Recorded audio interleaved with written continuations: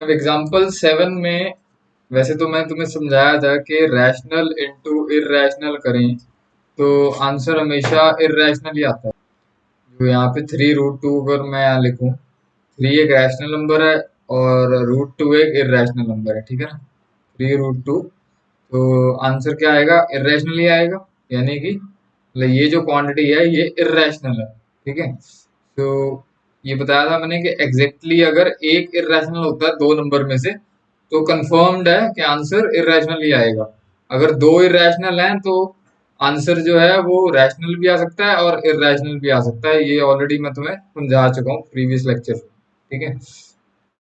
लेकिन अब हम एक लाइन में तो लिख नहीं सकते, तो इसका प्रूव करना है हमें कि ये एक इर्रेशनल है, तो स्टेप बाय स्टेप इसको हम प्रूव करेंगे। तो सबसे पहले वही लिखेंगे, टू प्रूव क्या करना है, 3√2 इज इर्रेशनल। तो जो प्रूव करना है उसका उल्टा हमने अज्यूम करना है। Let us assume that 3√2 is rational. अब 3√2 अगर रैशनल है तो मैं 3√2 को पी बाय क्यू फॉर्म में लिख सकता हूँ, ठीक है। ऊपर भी इंटीजर नीचे भी integer, P and Q are integers, Q not equal to zero, ठीक है। अब जैसे मैंने वो पहले एक एग्जांपल बताई थी जो इस फॉर्म में थी, तो उसमें मैंने कहा था कि रूट वाली टर्म को एक साइड करना है और साथ में प्लस होना चाहिए। तो इसमें भी वही करना है, रूट रूट टू है उसको अकेला करना है और साथ में प्लस होना चाहिए। अगर यहाँ माइनस होता तो ये माइनस मैं नीचे ले जाता है यहाँ पे, ठीक है। तो यहाँ पे तो कुछ नहीं करना इस केस में, सिर्फ √2 को यहीं रखना है, 3 को मैं राइट साइड पे ले गया क्यू के साथ, ठीक है। यहाँ पे 3 लिखना था, ये हो जाएगा 3 क्यू, P/3 क्यू, ठीक है।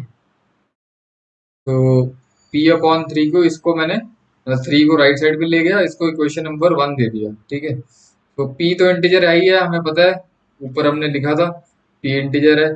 तो ये जो 3 क्यू है ये इंटीजर होगा, वो चेक कर लेते हैं कि अगर मैं, क्योंकि Q इंटीजर है जीरो को छोड़ के, है ना, Q इंटीजर है जीरो को छोड़ के, मैं Q की वैल्यू 1 ले लूं तब भी इंटीजर आएगा, Q की वैल्यू -1 ले लूं तब भी इंटीजर आएगा। कुछ भी Q की कोई भी इंटीजर वैल्यू ले लूं, तो इंटीजर को किसी इंटीजर से मल्टीप्लाई करेंगे, ये भी तो इंटीजर ही है, तो आंसर इंटीजर ही आएगा, ठीक है। तो यानी कि ये जो डिनोमिनेटर वाली क्वांटिटी है वो भी इंटीजर ही है, ऊपर भी इंटीजर नीचे भी इंटीजर। मैंने ये जो राइट हैंड साइड है इसको ले रहा हूं मैं, right hand side is equal to P by, ये 3 क्यू है, P/3 क्यू। सो ऊपर भी इंटीजर है नीचे भी इंटीजर है, 3 क्यू बता चुका हूँ इंटीजर है, तो इंटीजर बाय इंटीजर क्या होता है, रैशनल नंबर, ठीक है। तो लेफ्ट हैंड साइड में क्या है हमारे पास, लेफ्ट हैंड साइड में √2 है, वो इरेशनल है। तो अब ये इरेशनल, अब इसको प्रूव करने की जरूरत नहीं है, हम ऑलरेडी हम लिख देंगे we know that √2 is irrational, ठीक है। और राइट साइड पे हमारा क्या आया, राइट साइड पे हमारा रैशनल आया, सॉरी, ये हमने अभी निकाला है, राइट साइड पे रैशनल आया। तो ऐसा तो हो नहीं सकता कि इक्वल टू का साइन हो और लेफ्ट पे इरेशनल हो राइट पे रैशनल हो, ऐसा तो कभी नहीं होता। इक्वल टू का मतलब यही होता है कि जो क्वांटिटी लेफ्ट हैंड साइड पे है वही क्वांटिटी राइट हैंड साइड पे है, ठीक है। तो मतलब अगर यहाँ नेचुरल नंबर है तो यहाँ नेचुरल, यहाँ इंटीजर तो यहाँ इंटीजर, ठीक है। तो इसका मतलब हमारी जो अजम्पशन है वो रॉन्ग थी। मैंने लिख दिया फ्रॉम, इसको इक्वेशन नंबर सेकंड दे दिया राइट हैंड साइड को, और जो लेफ्ट हैंड साइड है उसको इक्वेशन नंबर 3 दे दिया।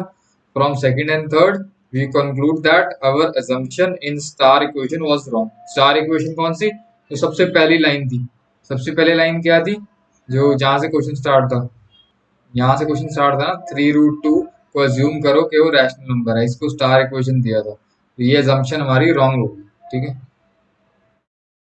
लास्ट में लिख देना by contradiction 3√2 is irrational, hence prove, that's.